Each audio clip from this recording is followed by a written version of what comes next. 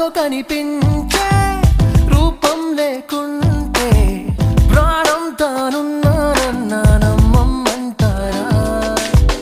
చెవులకు వినిపించే సవ్వడి చేయందే గుండెల్లో కదిలే నాదం లేదని అంటారా?